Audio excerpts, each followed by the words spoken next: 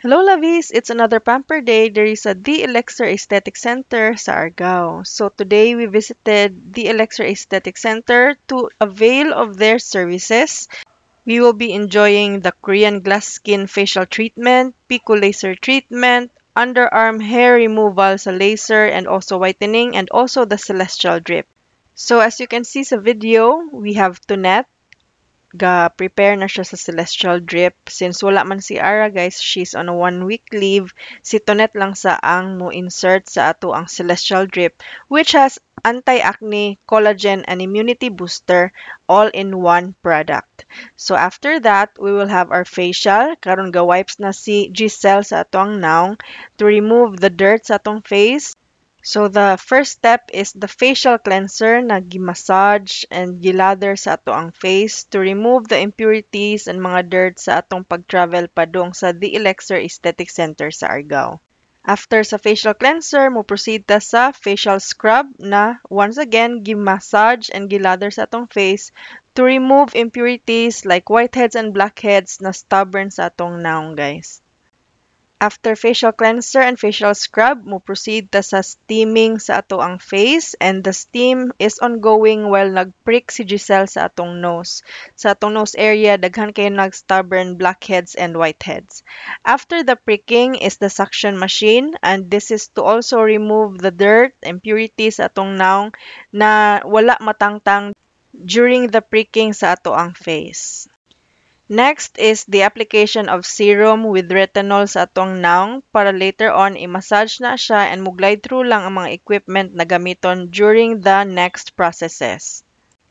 Alright, so slightly massage na ni Giselle ang serum sa atong naong para later on dili magpilit or dili mo pilit ang machine na gigamit sa atong dagway.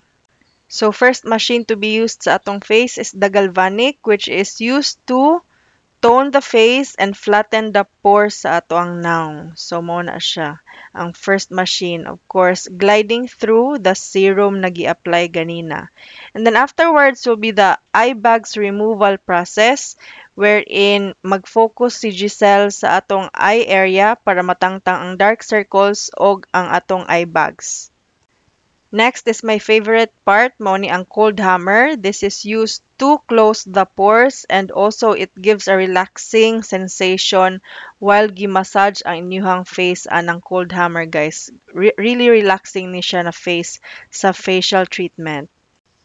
Next part will be the high frequency antibacterial ni siya na process. If you can see, iguna ni Giselle ang atong mga scars, mga acne, para dili na siya mo grabe ang mga bacteria na naadiha na area. Then afterwards is the Pico laser treatment, also one of my favorite. Kani mag-target ni siya sa dark spots and acne marks sa ato ang naong. With the use of the laser treatment, mulayta na siya eventually ang kanang mga acne scars o dark spots nato sa naong.